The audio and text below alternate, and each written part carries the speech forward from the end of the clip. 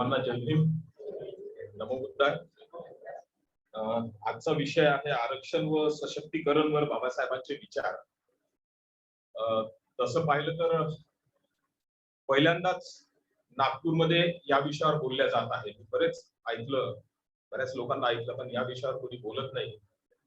आणि मी प्रयत्न करत आहोत आणि याच्याकरता प्रयत्न करण्याची हिंमत करत आहोत की तुम्ही आपण सगळे एकच आहोत, तर कमी जास्त काही झालं तर सांभाळून घ्याल या अपेक्षेने हा विषय मी तुमच्या पुढे ओपन करत आहे. तसं हा विषय फार सेन्सिटिव्ह आहे आणि बरेचसे प्रश्नही निर्माण होतात या विषयात. कारण की आजपासून जवळपास 3 वर्ष आधी माझ्या डोक्यात एक प्रश्न आला होता की या देशातली सरकार, या देशातली ब्राह्मणवादी मंडळी जेव्हा आरक्षणाचा प्रश्न येतो तर एवढे अस्वस्थ का होतात, एवढी प्रतिक्रिया का देतात, हा पहिला प्रश्न आला माझ्या डोक्यात. आणि दुसरा प्रश्न जो माझ्या डोक्यात आला तो असा की आमचा समाज केवळ आरक्षणाचा मुद्दा जेव्हा येतो तेव्हाच का जागृत होतात, इतर प्रश्न येतात तेव्हा का जागृत होत नाही. आणि म्हणून मागच्या 3 वर्षापासून मी विचार करत आहे की संविधानामध्ये जे आरक्षणाला घेऊन जी काही तरतूद करून ठेवण्यात आली, कुठे त्याच्यामध्ये चूक आहे काय, हा प्रश्न निर्माण होत आहे. का सरकार किंवा ब्राह्मणवादी मानसिकता एवढ्या सहजतेने आरक्षणाचा खेळ खंडोबा करतात आणि आम्हाला त्याच्यात एंगेज करून ठेवतात, सहभागी करून ठेवतात. आणि म्हणून जेव्हा असे प्रश्न निर्माण होतात तर मी मागे जाऊन विचार करतो की बाबासाहेबांनी याच्यावर आपले काय मत मांडले. हा विषय तसा आहे कठीण आणि मी त्याला सोपं करण्याचा प्रयत्न करतो. आणि म्हणून तुम्हाला सुद्धा थोडं डोक्याला ताण द्यावा लागेल आणि समजून घ्यायचा प्रयत्न करावा लागेल. कारण की एक दिवस असा नक्कीच येईल की कदाचित आरक्षण राहणार नाही, तशी प्रक्रिया सुरू झालेली आहे. आणि मग तेव्हा ही अडचण आमच्या डोक्यात निर्माण नको व्हायला पाहिजे की आता काय. मी आरक्षणाच्या विरोधात नाही हे मी आधीच स्पष्ट करतो. कारण की जेव्हा हे प्रश्न माझ्या डोक्यात आले तेव्हापासून मी बरेच लोकांसोबत चर्चा करत होतो. काही लोकांचं असं मत निघालं की तू आरक्षणाला विरोध करत आहे. काही लोकांना धक्काच बसला की हा कोणता विषय काढला. आणि म्हणून आज आपल्या पुढे हा विषय मी ठेवायचा प्रयत्न करतो आहे. हा विषय ठेवत असताना आज मी 50% प्रवचन देईल आणि 50% तुमच्याकडूनच जे काढायचं ते काढेल. म्हणून तुम्ही मानसिकरित्या तयार राहा. कठीण काही नाही जे मी तुमच्याकडून काढू इच्छितो, पण लवकर बोला जे मी विचारेल ते, जेणेकरून आपण वेळ वाया घालवता कामा नये.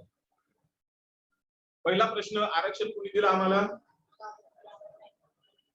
हे उत्तर लक्षात ठेवा. हे उत्तर लक्षात ठेवा, कारण की या उत्तरासोबत या प्रश्नाचे बद्दल माझे थोडे वेगळे मत आहे. दुसरी गोष्ट, सशक्तीकरण म्हणजे काय. आपला हा विषय आहे ना, सशक्तीकरण. सशक्तीकरण म्हणजे काय.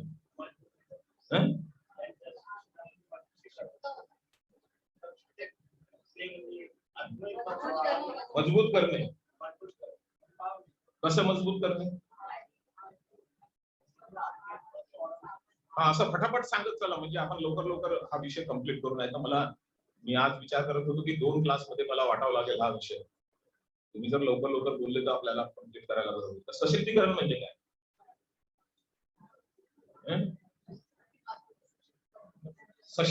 एक सशक्त माणूस आहे, पैलवान हा सशक्त असतो, मजबूत. मानसिकरित्या. आता सामाजिकरित्या सांगा काय सशक्तीकरण म्हणजे काय. अजून बरं, तुम्हाला सर्वांना हिंदू कोड बिल माहित आहे ना. ज्यांना नाही माहित ते हात वर करा. चला ठीक आहे, छान. म्हणजे इतरांना सगळ्यांना माहित आहे, हे फार चांगली गोष्ट आहे. 4-5 लोक सोडून सगळ्यांना हिंदू कोड बिल माहित आहे. काय आहे हिंदू कोड बिल मध्ये?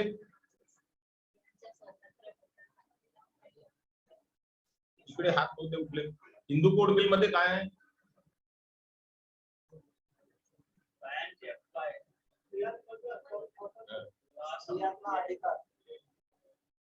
स्त्रियांकरता हक्क आहे. कोणत्या स्त्रियांकरता? सर्वच. सर्व स्त्रियांकरता हक्क आहे. हे हक्क दिल्याने काय झालं? स्त्रियांचा काय फायदा झाला?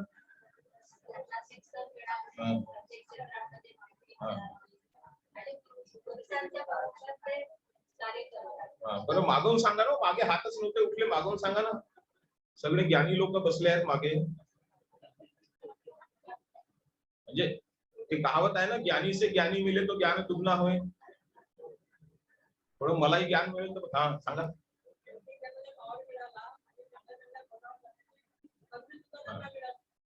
बरं, हा हे बरोबर आहे सगळं. पण आता एक गोष्ट सांगा, हे जे हिंदू कोड बिलाच्या माध्यमातून जे मिळालं महिलांना, ते काढून घेता येते काय?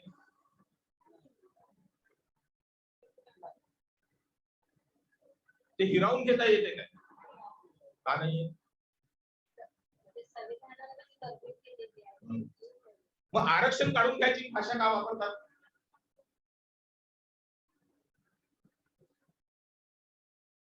म्हणजे सशक्तीकरण आणि आरक्षण याच्यात फरक आहे, लक्षात घ्या. तुमच्या म्हणण्यानुसार जे हिंदू कोड बिलच्या माध्यमातून संपूर्ण महिलांना, मग ती ब्राह्मणाची असो, वैश्य, शूद्र, क्षत्रिय, अतिशूद्र आणि त्याच्या खाली जे काही पंचमा वगैरे जे काही असतील, त्या सगळ्या महिलांना अधिकार देण्यात आले. तर हिंदू कोड बिल जे आहे हे नक्की आहे ना, हे वापस घेतल्या जाऊ शकत नाही. नक्की हिरावून घेतल्या जाऊ शकत नाही. तर हिंदू कोड बिल असा एक अधिकार आहे जो बाबासाहेबांनी संपूर्ण महिला वर्गाला तो अधिकार दिला आणि तो हिरावून घेतल्या जाऊ शकत नाही. काय याला आरक्षण म्हणणार तुम्ही? किंवा महिलांमध्ये केवळ 30% महिलांना हिंदू कोड बिल लागू होईल, हे झालं आरक्षण? असं आहे काय? म्हणजे सरसकट जो महिला समाज आहे, जो महिला वर्ग आहे, त्यांना मजबूत करणे, सबलीकरण करणे हा त्याच्या मागचा उद्देश आहे. आणि अशा प्रकारे सबलीकरण करणे की ते हिरावून घेतल्या जाऊ शकत नाही, याला म्हणतात सशक्तीकरण. मग प्रश्न हा निर्माण होतो की बाबासाहेब सशक्तीकरणाच्या पक्षामध्ये होते की आरक्षण देण्याच्या पक्षामध्ये होते? तुम्ही तर आताच म्हटलं आरक्षण दिलं बाबासाहेबांनी, असं चुकीचं का सांगता मला? एक तर मी चूक असेल किंवा तुम्ही चूक असाल, दोन पैकी काहीतरी व्हायला पाहिजे. बाबासाहेब कशाच्या फेवर मध्ये होते? आरक्षणाच्या नाही.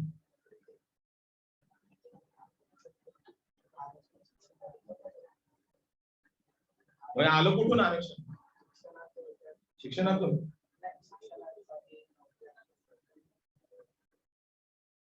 हे बघा, बाबासाहेबांना जेव्हा तुम्ही अभ्यास करताना असे आडवे तिडवे प्रश्न तुमच्या डोक्यात यायला पाहिजे, तर बाबासाहेब समजेल. नाहीतर सरळ सरळ वाचाल तर ते जसं आपण एक उपन्यास वाचतो ना, कादंबरी, तसं वाचणं होईल. तर हा एक मुद्दा तुम्हाला दिसेल की ठीक आहे, जेव्हा संविधान बनलं तेव्हा बाबासाहेबांनी आरक्षणाची तरतूद संविधानामध्ये करून ठेवली, हे स्पष्ट आहे. पण ती तरतूद का करावी लागली हे आपण पुढे चालून पाहू.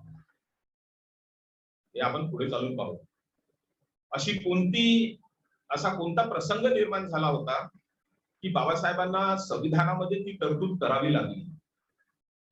हा एक भाग आहे. आणि सशक्तीकरण म्हणजे जसं तुम्ही हिंदू कोड बिलच्या माध्यमातून बोललात की एखाद्या समाजाला, एखाद्या वर्गाला, जसं स्त्री वर्गाला बलशाली बनवणे, जे मानवी अधिकार त्या वर्गाकडून, त्या समाजाकडून हिरावून घेतलेले होते आधी या व्यवस्थेने, ते अधिकार त्यांना परत मिळवून देणे आणि त्या अधिकाराच्या माध्यमातून त्यांना बलशाली बनवणे, याला म्हणतात सशक्तीकरण. आणि म्हणून आपण पाहतो की हिंदू कोड बिलच्या माध्यमातून जे एक महिलांमध्ये जो एक क्रांतिकारी बदल आला, की महिला शिकू लागल्या, प्राईम मिनिस्टर झाल्या, प्रेसिडेंट ऑफ इंडिया झाल्या, पायलट झाले, IAS ऑफिसर्स झाले, हे कशामुळे झालं? हिंदू कोड बिलनी जे आधी हिंदू व्यवस्थेमध्ये महिलांना कमी लेखून, नीच लेखून त्यांना बंदिस्त करून ठेवलं होतं, त्या परिस्थितीमधून बाबासाहेबांनी त्यांना बाहेर काढलं. केवळ बाहेरच काढलं नाही, पण त्यांच्याजवळ असं एक अधिकार दिला की जर ते वापरू शकले तर ते प्राईम मिनिस्टरही बनू शकतात, ते प्रेसिडेंट ऑफ इंडियाही बनू शकतात, ते एक IPS police officer Kiran Bedi पण बनू शकते. आणि अशी भरपूर उदाहरणं मिळते. आणि हेही सत्य आहे की चाहे या देशामध्ये कोणतंही सरकार येऊ, हिंदू कोड बिल सोबत छेडछाड होणार नाही, किंवा हिंदू कोड बिलनी जे अधिकार महिलांना दिले ते कोणतंही सरकार परत देऊ शकत नाही. याला म्हणतात सशक्तीकरण. म्हणजे समाजाच्या संदर्भात जर आपण विचार केला तर आपण असं म्हणू शकू की समाजाला सशक्तीकरण म्हणजे समाजाला बलवान बनवणे, मजबूत बनवणे आणि स्वतःच्या विकासाकरिता संधी निर्माण करून देणे. म्हणजे हिंदू कोड बिल सर्वांकरता लिहिलं बाबासाहेबांनी, ती एक संधी उपलब्ध करून दिली. आता हे तुमच्यावर आहे की तुम्ही किती पुढे जाऊ शकता त्याला वापरून. तर एक प्राईम मिनिस्टर झाला, एक प्रेसिडेंट झाला, आणखी बरेच काही लोक महिला निर्माण झाले तसे. तर याला म्हणतात सशक्तीकरण. सामाजिक सशक्तीकरण म्हणजे समाजाला असे अधिकार देणे की जे तुमच्यापासून काढून घेता येणार नाही, ज्याच्यासोबत काही छेडछाड करता येणार नाही, आणि ती एक संधी तुमच्या पुढे उपलब्ध आहे की ते वापरून तुम्हाला किती विकास करायचा आहे ते तुमच्यावर आहे. आता जर काही महिला म्हणतील की आम्ही शिकतच नाही तर काय करतात? Hindu code bill. Hindu code bill काही म्हणणार नाही, नाही शिकायचं नको शिका, पण तुमच्याकरता तर मैदान ओपन करून दिला. तर हा एक भाग आहे त्याच्यामध्ये की सशक्तीकरण म्हणजे समाजाला बलवान बनवून स्वतःच्या विकासाकरता संधी उपलब्ध करून देणे. याचा अर्थ जर बाबासाहेबांनी हिंदू कोड बिलच्या माध्यमातून महिलांना जर ही संधी उपलब्ध करून दिली, महिलांना जर हे अधिकार मिळवून दिले, याचा अर्थ असा आहे की बाबासाहेब समाजाला सशक्त बनवण्याच्या मानसिकतेचे व्यक्ती होते. आज आरक्षणमुळे काय? आरक्षणमुळे सरकार किंवा ब्राह्मणवादी मानसिकता पाहिजे तेव्हा त्यांना वाटेल तेव्हा जे काही करायचं आहे ते करत राहतात. आजही आजच्या घटनेलाही सुप्रीम कोर्टामध्ये आणि हायकोर्टामध्ये आरक्षणाच्या कितीतरी केसेस पडलेले आहेत, त्याचे निकाल लागत नाही. हे सगळं का याच्यावरनं काय दिसते की आरक्षणासोबत खेळखंडोबा होता या देशामध्ये, आणि आपल्याला वाटते की आरक्षणाशिवाय दुसरे अधिकार आमच्याजवळ नाहीच आहे. तर आरक्षण आणि सशक्तीकरण याच्यामध्ये फरक तुम्हाला, आरक्षण आणि सशक्तीकरण याच्यामध्ये फरक तुम्हाला समजायला पाहिजे. बाबासाहेबाच्या आंदोलनाची सुरुवात जर आपण पाहिली तर बाबासाहेब या समाजाला, वंचित समाजाला, मागासलेल्या समाजाला सशक्त करू इच्छित होते. आता एक सिंपल उदाहरण सांगतो मी तुम्हाला. मला वाटतं मी मागच्या वर्गात सांगितले की बाबासाहेबांनी तुम्हाला म्हटलं की महाराजांना म्हटलं की हे मेलेले ढोरं ओढणं सोडून द्या. याचा अर्थ काय? ते मानसिकरित्या तुम्हाला सशक्त करायचा प्रयत्न करत आहेत बाबासाहेब इथे. बाबासाहेब इथे तुम्हाला मानसिकरित्या सशक्त करण्याचा प्रयत्न करत आहेत की जोपर्यंत तुम्ही हे सोडणार नाही स्वतः, तोपर्यंत तुमचं डोकं चालू होणार नाही, आणि जोपर्यंत तुमची विचार करण्याची क्षमता चालू होणार नाही तोपर्यंत तुम्ही तुमच्या विकासाचे मार्ग शोधण्याच्या लायक बनणार नाही आणि तुम्ही सशक्त होऊ शकणार नाही. हे त्याच्या मागचा बाबासाहेबांचा उद्देश होता त्याच्यामध्ये. हा सशक्तीकरणाची सुरुवात तिथून होते. बाबासाहेबांनी 1952 मध्ये एका भाषणामध्ये सांगितलं की मी संपूर्ण जीवनामध्ये काय साध्य करू शकलो, आणि दुसऱ्या एका भाषणामध्ये बाबासाहेब सांगतात की मी काय साध्य करू शकलो नाही. जेव्हा मी या दोन बाबी वाचतो तर मला असं वाटतं की काय आज आमचे लीडर कधी म्हणतात की मी काय साध्य करू शकलो आणि काय साध्य करू शकलो नाही. म्हणजे आत्मपरीक्षण आणि शिवावलोकन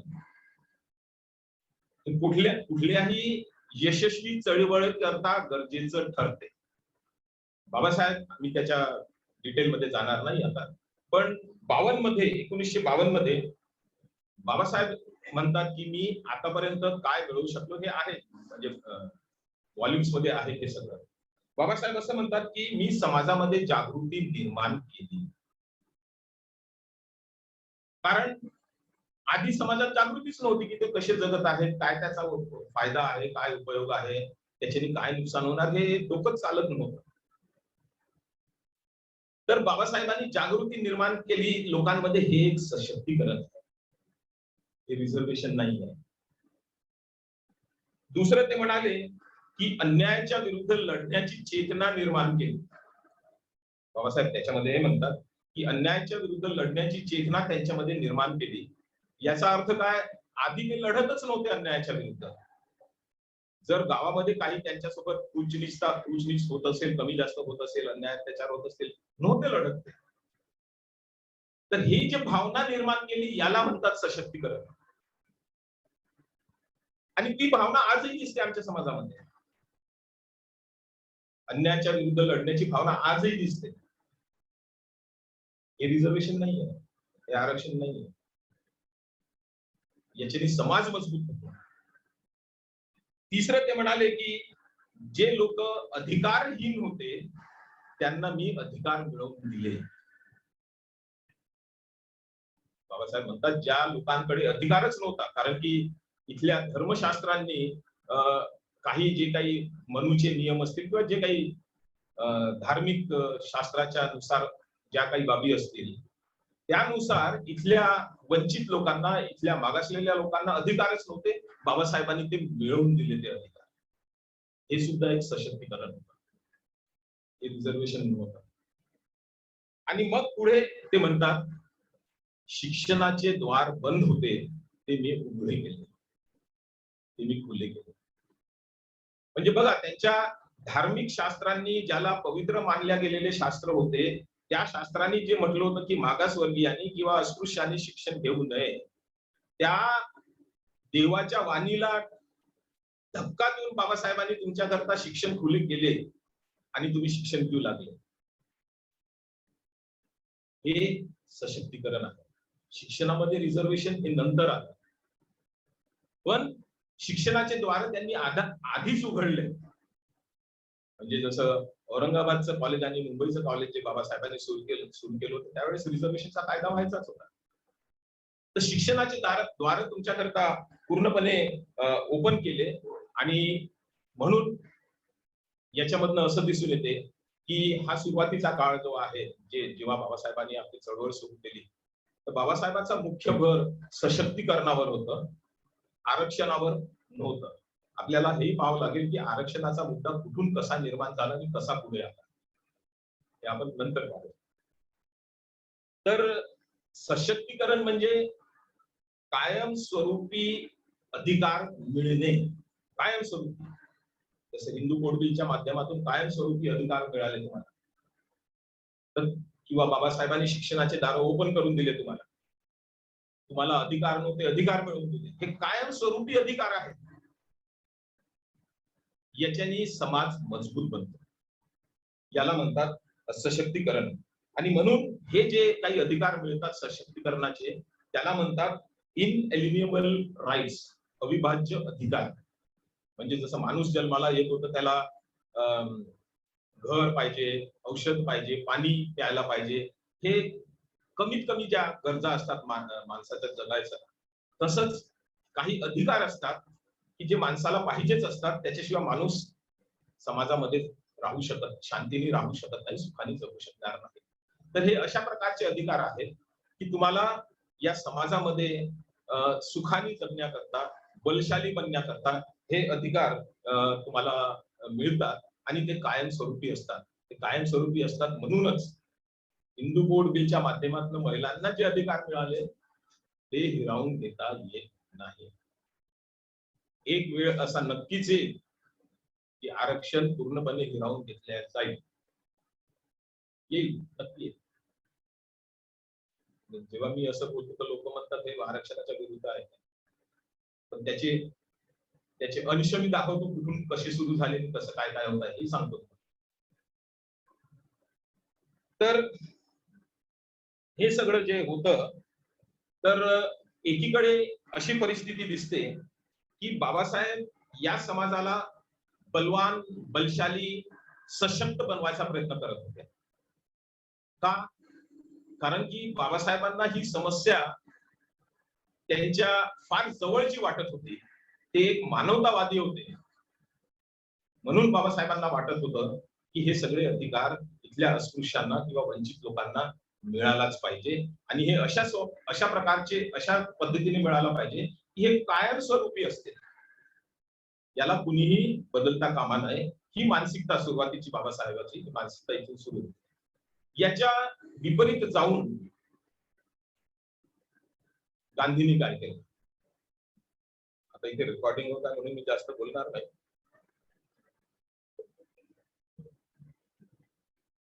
नाही तर बरंच बोलू शकतो मी या विषयावर. गांधींनी काय केलं? गांधींनी इथल्या मागासवर्गीय समाजाला, इथल्या अस्पृश्य समाजाला सशक्त होण्यापासून ब्रेक लावला, रुकावट आणली. बरोबर आहे? कशी होतं म्हणून दिलं तुम्ही, आता सांगा कशी.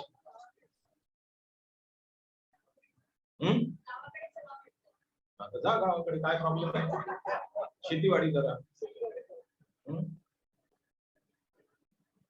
तर आता जेव्हा आपण असं म्हणतो,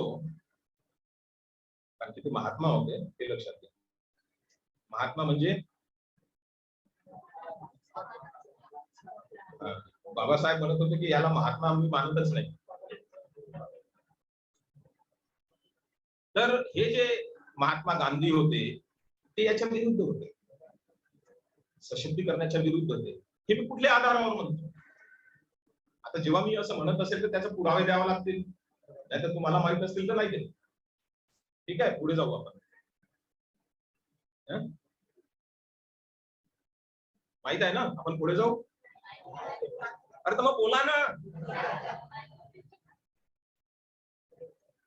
तर जेव्हा बाबासाहेबांचं आंदोलन जेव्हा सुरू झालं आणि बाबासाहेबांनी म्हटलं की महाराजांनी हे मेलेले ढोरं ओढणं बंद करा, तेव्हा हळूहळू महार जातीचे लोक बाबासाहेबांना जुळू लागले आणि कुठेतरी गांधीला दिसलं की हे जे अस्पृश्य आहे, जे मागासलेले लोक आहेत, ते बाबासाहेबांच्या मागे वळू लागले.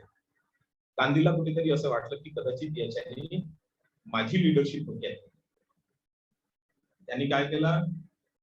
हातात घेतला झाडू न गेला भंगाच्या अवस्थेत आणि तिथे झाडू मारायला लागला. हरिजन नाव दिलं, देवाचे मुलं. पहा किती चांगलं. आणि आज काय बघतो आपण की गांधी जिथे जाऊन झाडू मारत होता ते लोक आजही झाडू मारतात रस्त्यावर. आणि ज्या लोकांना बाबासाहेबांनी म्हटलं मेलेले ढोरं ओढणं सोडून द्या, ते लोक आज मोठे मोठे ऑफिसर झाले, धनवान झाले. हा फरक आहे. गांधी याची मला थोडी भीती वाटत आहे, नाही तर मी खुलो होऊन बोललो असतो.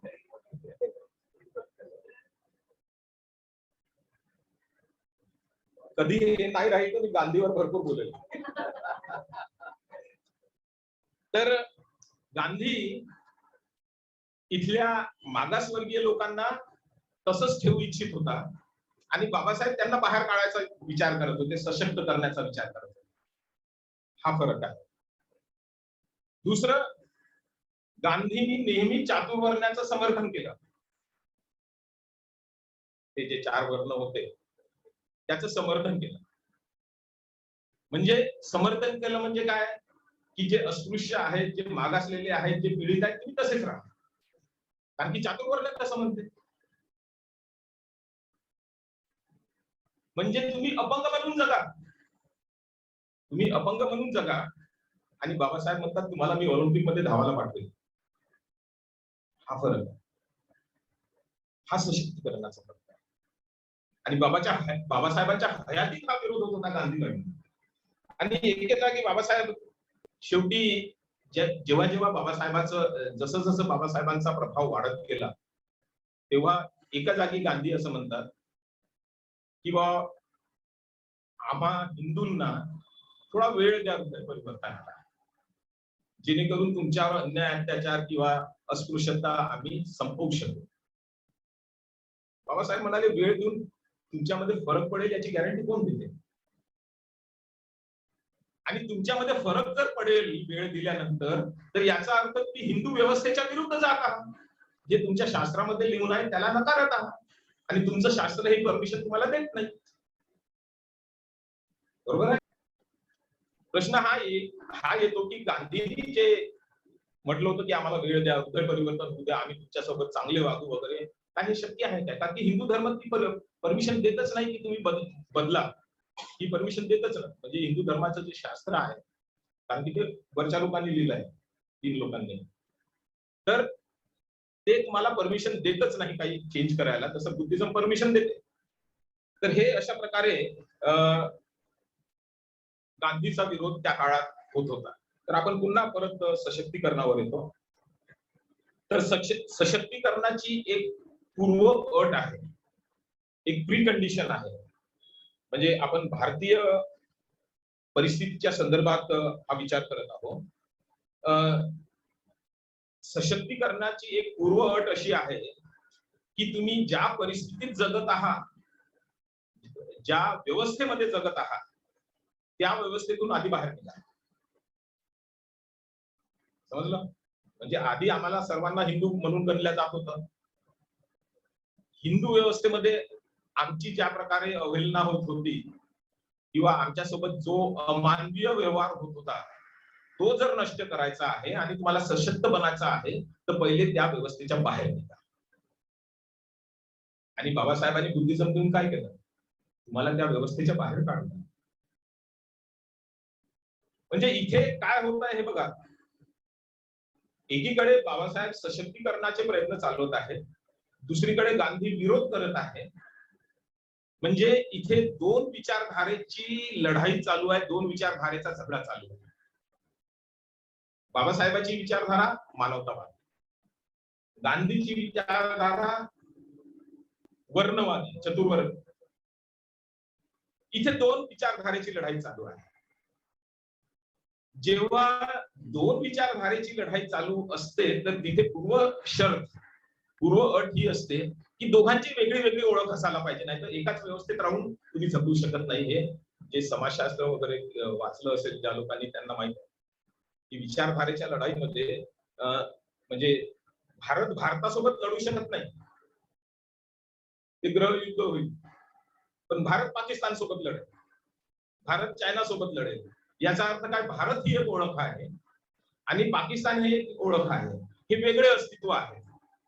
म्हणून जर या समाजाचं सशक्तीकरण जर व्हायचं असेल तर त्याची पूर्व अट ही आहे की तुम्ही ज्या व्यवस्थेत तुम्हाला अमानवीय व्यवस्था आहे, ज्या व्यवस्थेमध्ये तुम्हाला अमानवीय ट्रीटमेंट मिळत आहे, तिथून तुम्ही आधी बाहेर व्हा. आणि हेच बाबासाहेबांनी 56 मध्ये केलं.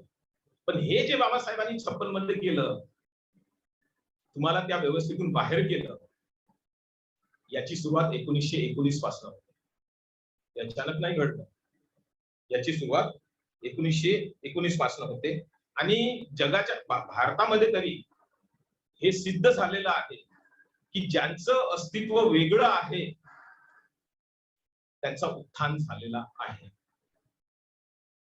जसं तुम्ही बघा, ख्रिश्चन समाज आहे, मुस्लिम समाज आहे, सिख समाज आहे किंवा आपले पारसी लोक आहेत, यांचं उत्थान झालेलं आहे. ते जरी त्यांच्या समाजापुरते मर्यादित असतील आणि त्या सशक्त आहेत, आज सशक्त आहेत. तर आता जसं बघा, पारसी लोक भारतामध्ये किती असेल जनसंख्या त्यांची?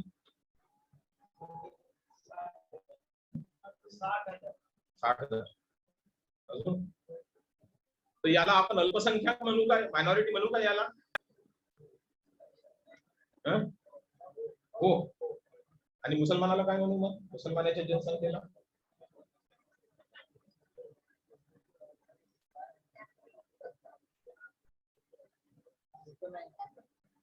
मायनॉरिटी मध्ये पण प्रकार आहेत. आता तो विषय नाही, नाहीतर मी सांगितलं असतं डिटेलमध्ये.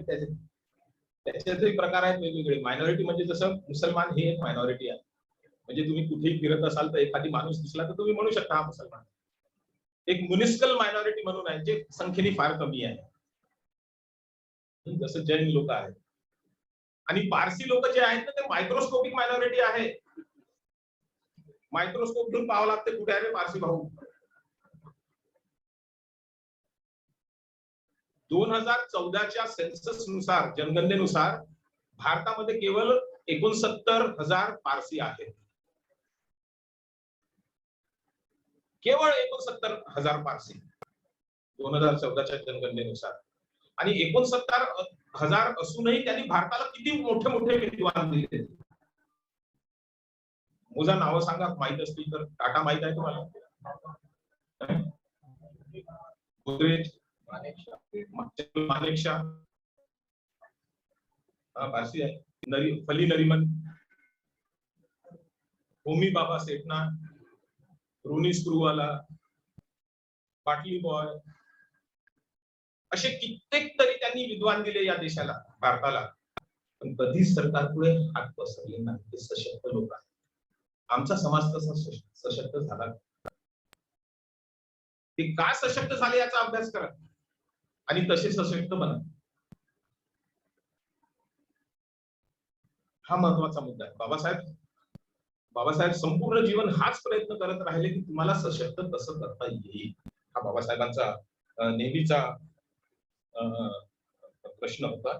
म्हणून बाबासाहेबांना हे माहित होतं की भारतीय परिस्थितीमध्ये हिंदू धर्मामध्ये राहून आमचा वंचित समाज, अस्पृश्य समाज, मागासवर्गीय समाज सक्षम बनवू शकत नाही. हे बाबासाहेबाला 1919च्या आधीच पटून चुकलं होतं.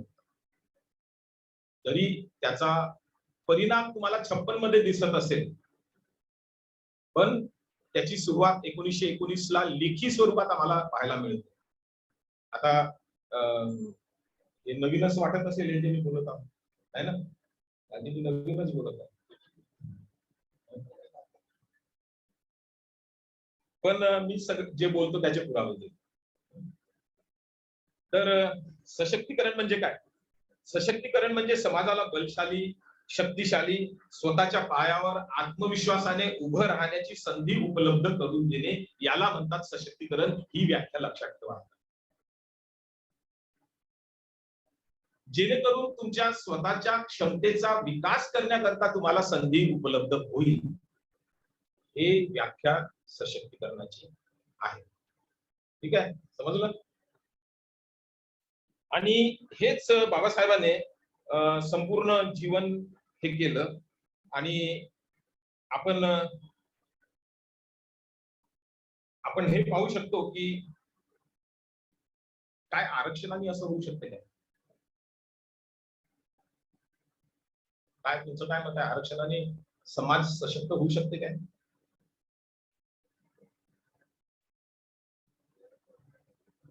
एक परिवार होऊ शकते, पण त्या परिवाराला हे भान राहत नाही की मी समाजाने दिलेल्या आरक्षणामुळे मोठा झालो तर मला समाजाला काहीतरी परत देणे आहे, हे भान राहत नाही. म्हणून आरक्षणाने काय झालं जे आपण आज समाजात बघतो, की काही परिवारांची प्रगती झाली, काही परिवारामध्ये लोक शिकले, भरपूर पैसा कमवला, विदेशात जाऊन बसले, पण कुणालाच हे माहिती नाही की त्यांच्या समाजाचे खेड्या गावामध्ये कशा परिस्थितीत जगत आहे आणि त्यांचं त्यांच्या प्रती काय घेणं देणं. हा भान आरक्षणाने निर्माण होत नाही. बाबासाहेब एके जागी म्हणतात की जसं आरक्षण घेऊन तुम्ही फार पुढे गेले. बाबासाहेब असं म्हणतात एका जागी की एखाद्या व्यक्तीची उंची कदाचित हिमालयापेक्षा हिमालय एवढी उंच असू शकते, त्याला काही अर्थ नाही. म्हणजे आज आमच्या समाजामध्ये आरक्षण घेऊन जे फार वरच्या लेवलवर जाऊन बसले, त्याचा समाजाला काय फायदा होत आहे, हा प्रश्न माझ्या पुढे आहे. तुम्ही त्याचं उत्तर द्या, मला उत्तर नाही माहिती. तर एखाद्या व्यक्तीची उंची हिमालया एवढी वाढली आहे समाजात. बरेचसे IAS ऑफिसर्स आहेत आज आमचे, पण काय करतात समाजासाठी. तर बाबासाहेब एका जागी म्हणतात की एखाद्या व्यक्तीची उंची हिमालयासारखी वाढेल, त्याला काही अर्थ नाही. पण समाजाची उंची जर 1 इंचानी जर वाढली ना, तर समाज परिवर्तन होऊ शकतो. 1 इंच फक्त. तर समाजाची उंची 1 इंचानी जर वाढली तर हा संपूर्ण समाजामध्ये फार मोठा क्रांतिकारी बदल दिसू शकतो. याचा अर्थ काय की जे काही बाबासाहेब करायची इच्छा आहे बाबासाहेबांची, ते समाजाची उंची वाढवण्याचा प्रयत्न करत आहेत बाबासाहेब.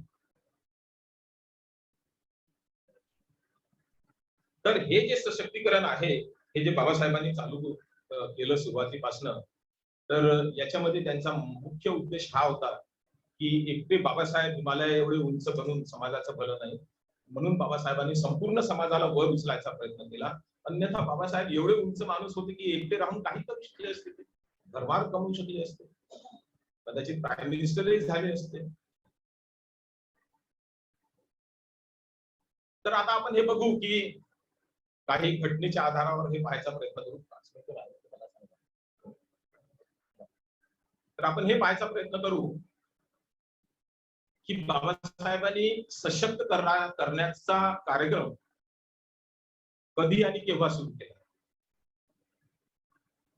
लेखी स्वरूपात जे आमच्याकडे उपलब्ध आहे त्याच्यावरून असं दिसते की 1919 ला बाबासाहेबांनी प्रयत्न केला होता.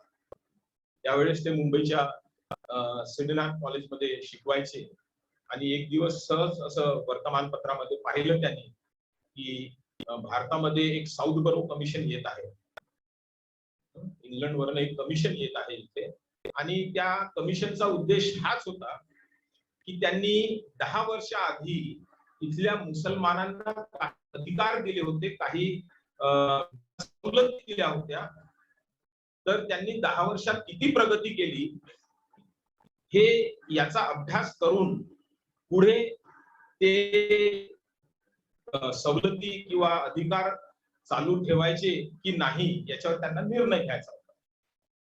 तर बाबासाहेबांनी जेव्हा ते वर्तमानपत्रात वाचलं की साऊथ बरो कमिशन भारतात येत आहे, तर तेव्हा बाबासाहेबांनी त्यांना पत्र लिहिलं आणि त्यांना विनंती केली की मला तुम्हाला भेटायचं आहे, मला वेळ द्या. बाबासाहेबांना केवळ 5 मिनिटाचा वेळ त्या कमिशनने दिला. साऊथ बरो त्याचा चेअरमन होता, बाकी इतर सदस्य होते. बाबासाहेबांना केवळ 5 मिनिटाचा वेळ दिला आणि तसं आधीच कळवलं बाबासाहेबांना.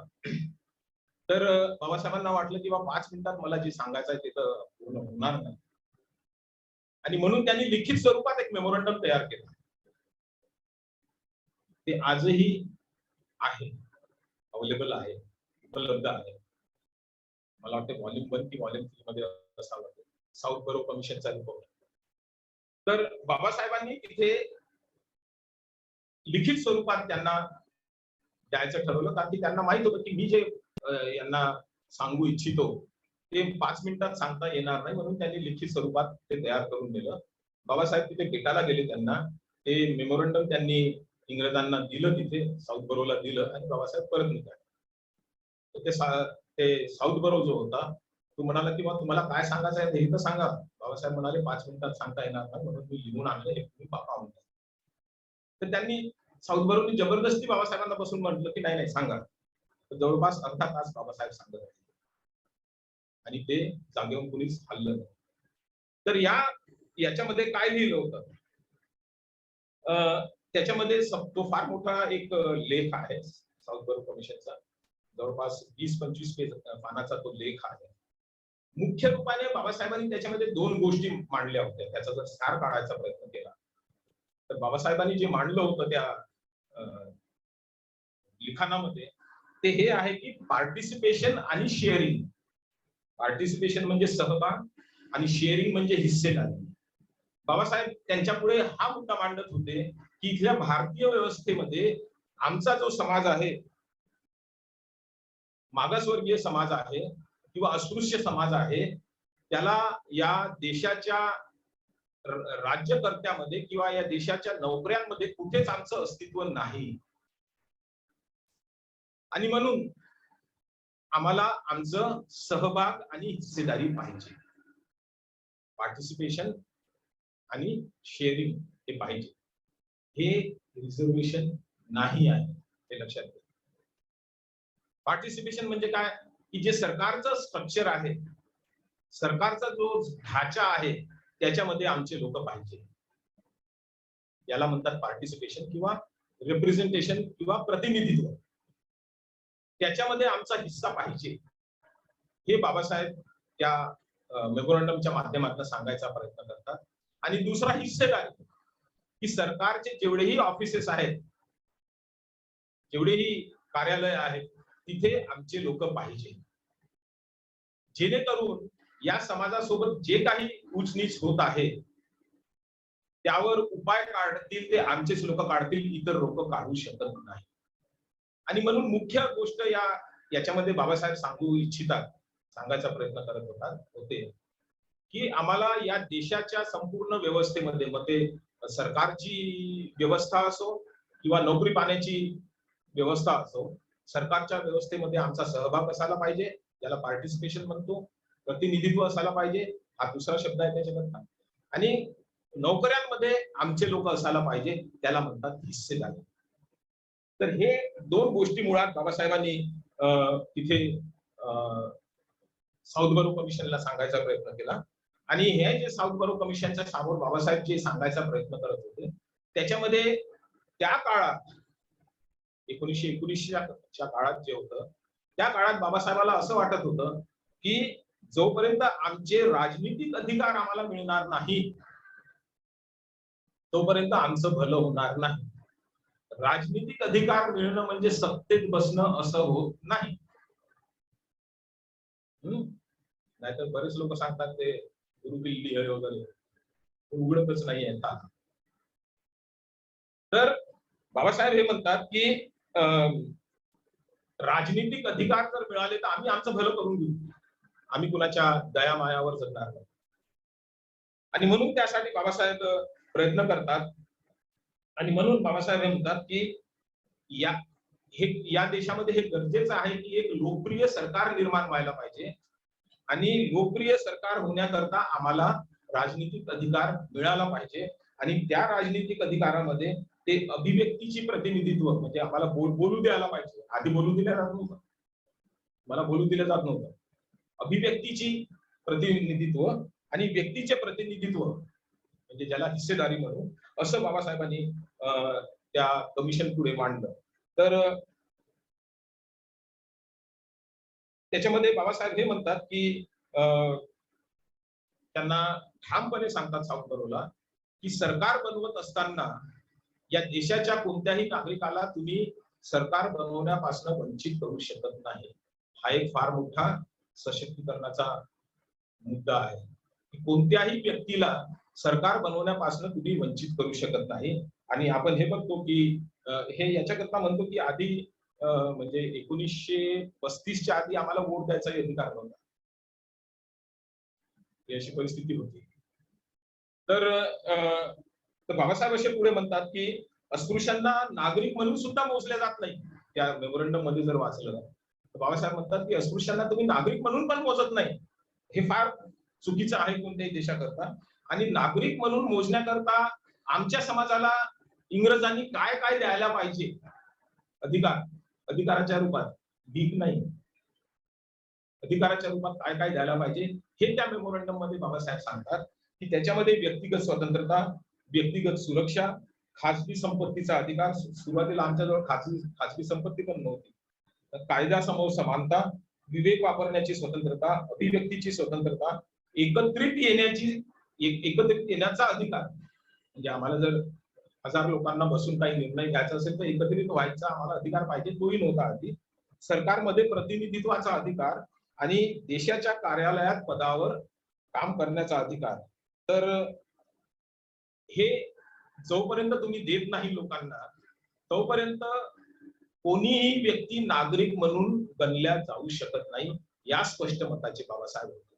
आता हे जे 9 बाबी मी तुम्हाला सांगितलं ते आरक्षण नाहीये, हे सशक्तीकरण आहे.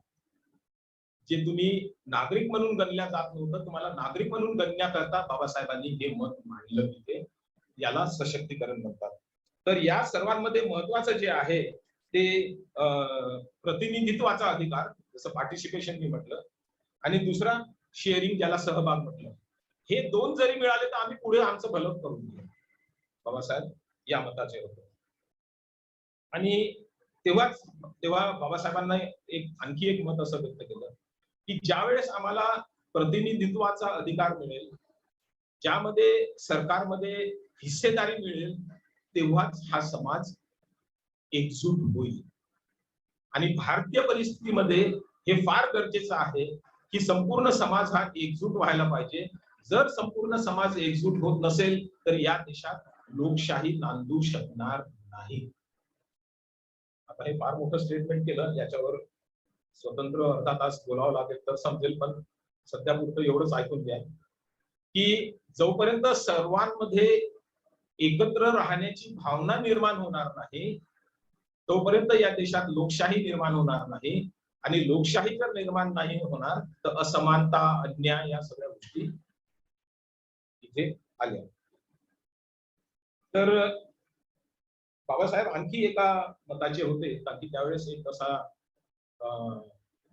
सजेशन आलं होतं, प्रस्ताव आला होता की ठीक आहे, तुमच्या समाजामध्ये शिकलेले लोक तर नाहीये, पण तुमच्या समाजाचं प्रतिनिधित्व करण्याकरता आम्ही दुसऱ्या समाजातून जर लोक घेतले तर शक्य आहे का असं? बाबासाहेबांनी कडाडून विरोध केला.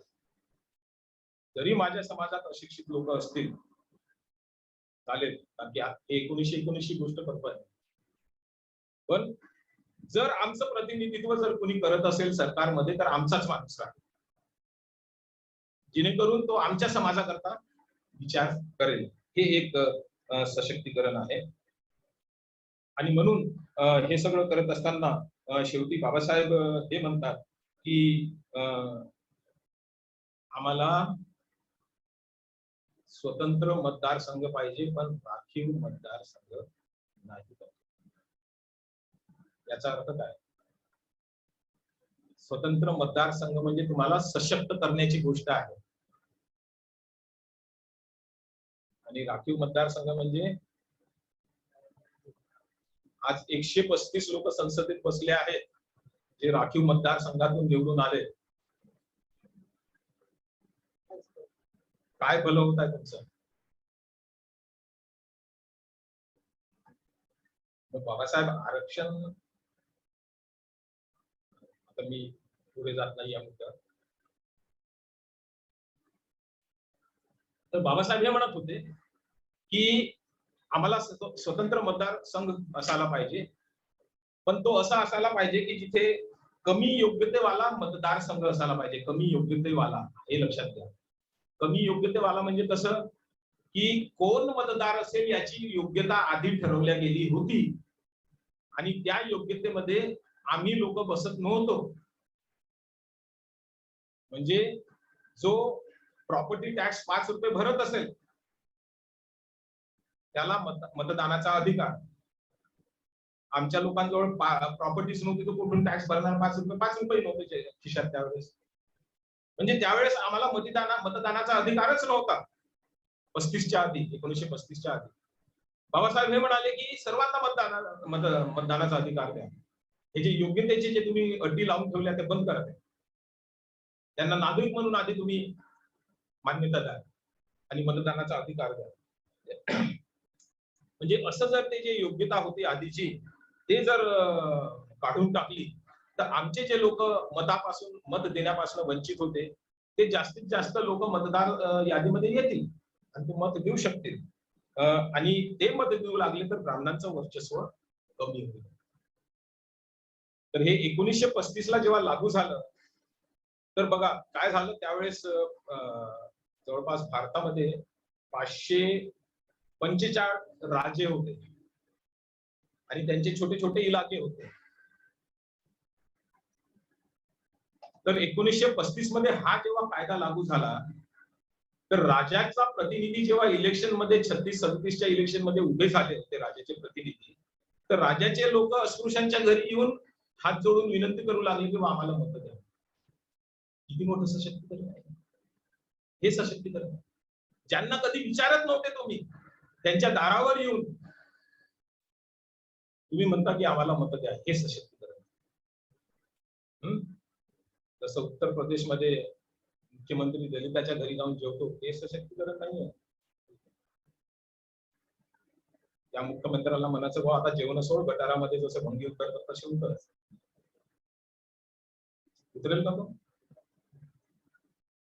तर ही जे बाब आहे की याच्याने बाबासाहेब ब्राह्मणांचं वर्चस्व किंवा वर्चस्व म्हणण्यापेक्षा ब्राह्मणांचं जे नियंत्रण होतं अस्पृश्यांवर ते कंट्रोल मध्ये येईल आणि अस्पृश्यांना किंवा मागासवर्गीयांना विकास करण्याकरता संधी उपलब्ध होईल.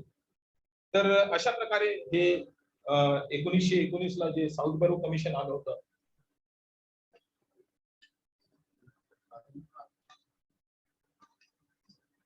आठ मिनिटं बाकी आहेत म्हणून मी म्हटलं होतं की मला 2 लेक्चर मिळून हे विषय संपवावा लागेल. अर्थात नाही मला. तर बाबासाहेब याच्यावरनं आपल्याला एक कसं दिसतं जे साऊथ बरो कमिशन पुढे बाबासाहेब बोलत होते त्याच्यावरनं असं दिसतं आपल्याला की बाबासाहेब अस्पृश्यांचं एक स्वतंत्र अस्तित्व निर्माण करू इच्छित होते. का? कारण की ते साऊथ बरो कमिशन पुढे म्हणाले होते की जरी आज आम्हाला हिंदू म्हणून गणल्या जात आहे पण आम्हाला हिंदू सारखी वागणूक मिळत नाही, म्हणून आमचं स्वतंत्र अस्तित्व असावं हे बाबासाहेब तिथे साऊथ बरो कमिशन पुढे म्हणतात. याला म्हणतात सशक्तीकरण. अस्पृश्यांना ते राजनीतिक अधिकार मिळवायचा प्रयत्न करत आहेत, जसं वोटिंगचा अधिकार झाला हे सगळं. आणि हे सगळं करीत असताना प्रतिनिधित्व, सहभाग, हिस्सेदारी याच्यावर बाबासाहेब जास्त भर देत आहे. तर हे सगळं सायमन कमिशनच्या वेळेस साऊथ बरोच्या वेळेस झालं. तर इथून असं दिसतं की बाबासाहेब इथे कुठे आरक्षणाबद्दल बोललेच नाही, सशक्तीकरणाबद्दल बोलत आहेत. आणि मग पुढे सायमन कमिशन वगैरे येतो. सायमन कमिशन बद्दल मी सांगणार नाही कारण की वेळ जास्त होईल. तर 1919 पासनं बाबासाहेबांनी जे शेवटी संविधान लिहिताना जे आपल्याला एक फार मोठा राजनीतिक अधिकार दिला, एक व्यक्ती एक वोट एक किंमत, 1 man 1 value, 1 man 1 vote 1 value, हा जो अधिकार दिला तो 1919 पासून बाबासाहेबांनी सुरुवात केलं होतं. साऊथ बरो कमिशन पुढे ते हे म्हणत होते की आम्हाला हे पाहिजे, एक व्यक्ती एक वोट. कारण की त्याआधी जसं मी तुम्हाला सांगितलं की त्याआधी आम्हाला वोट द्यायचा अधिकारच नव्हता. कारण की जसं मी सांगितलं की जो 5 रुपये प्रॉपर्टी टॅक्स भरू शकत असेल त्याला अधिकार. आमच्याजवळ प्रॉपर्टीज नव्हतं तर प्रश्नच नाही. जो 15 रुपये शेतीचा टॅक्स भरत असेल त्याला अधिकार. आज जर म्हटलं 15 रुपये भरा तर आपण 150 भरून टाकू, नाही का? नंतर जो 150 रुपये इन्कम टॅक्स भरत होता त्यावेळेस त्याला मतदानाचा अधिकार. ज्या श्रीमंत घरच्या महिला होत्या त्यांनाच मतदानाचा अधिकार, सगळ्या महिलांना नाही. नंतर ज्या विधवा होत्या मिलिटरी मॅनच्या, जे सैन्यामध्ये काम करत होते आणि विधवा झाल्या, त्यांना मतदानाचा अधिकार, किंवा त्यांच्या आईला, असे ते अधिकार होते. आणि अशा प्रकारे आपण हे बघतो की शेवटी संविधान लिहिताना जे one man one vote one value, एक व्यक्ती एक वोट एक सिद्धांत, हा जो सिद्धांत बाबासाहेबांनी राजनीतिक अधिकाराच्या माध्यमातून संविधानामध्ये लिहिला, याची सुरुवात 1919 ला झाली. याच्याने सशक्त समाज होतो हे बाबासाहेबाला पटलं होतं. आणि याच कन्सेप्टला संविधान लिहित असताना सरदार पटेलनी कडाडून विरोध केला होता. हे आपण शेवटच्या लेक्चरमध्ये बघू. शेवटचे लेक्चर जे संविधानावर आहे त्याच्यावर आपण बघू.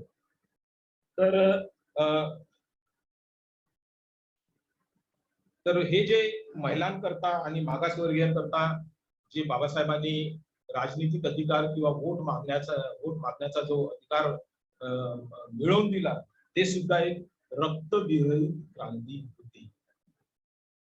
हे लक्षात घेणं जरुरी आहे. म्हणजे याचा अर्थ असा आहे की आज जर आपण विचार केला तर आपण असं नक्की म्हणतो की बाबासाहेबाला रक्तविरहित म्हणजे रक्त न सांडवता, बरोबर आहे ना? रक्तविरहित म्हणजे रक्त न सांडवता, माझी मराठी कच्ची आहे. तर रक्त न सांडवता क्रांती करायची होती.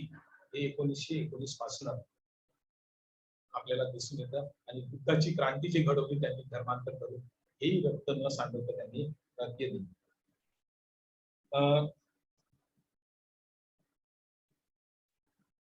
तर हे जे आहे हे याच्यानंतर जे सायमन कमिशन आलं, आणि सायमन कमिशनच्या नंतर सायमन कमिशनच्या पुढे सुद्धा बाबासाहेबांनी हेच मत मांडलं की आम्हाला प्रतिनिधित्व पाहिजे, आम्ही वेगळं आमचं स्वतःचं पाहून घेऊ. हे मत मांडलं त्यांनी.